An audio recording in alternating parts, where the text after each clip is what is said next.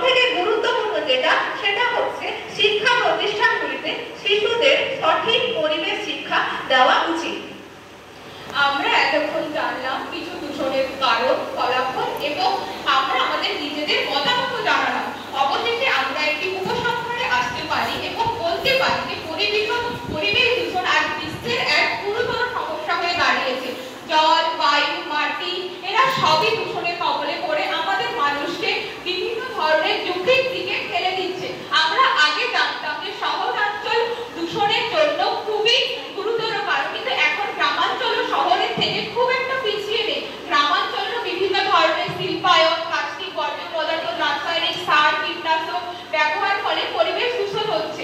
এর ফলে বিভিন্ন ধরনের রোগ দেখা দিচ্ছে, জৈব বৈচিত্র্য ধ্বংস হচ্ছে। এছাড়া সব থেকে বেশি সবাই লক্ষ্য করলে বুঝতে পারবে আমরা আশেপাশে আর আমাদের ঋতুর কোনো তারতম্য দেখতে পাই না। এর থেকে আমরা বুঝতে পারি যে এই দূষণ জলবায়ুর ওপর গুরুতরভাবে প্রভাব ফেলেছে।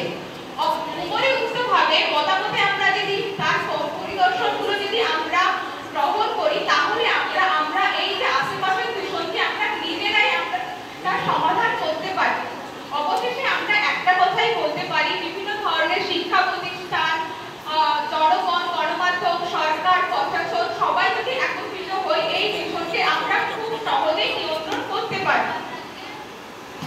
উপরিউক্ত আলোচনার মাধ্যমে আমরা যে বার্তাটা সবার কাছে পৌঁছে দিতে চেয়েছিলাম, সেই বার্তাটিকে যদি আমরা একটি কোটেশনের মধ্যে আনতে চাই, তাহলে আমরা বলতে পারি, Be a part of a solution, not a part of a pollution। ধন্যবাদ।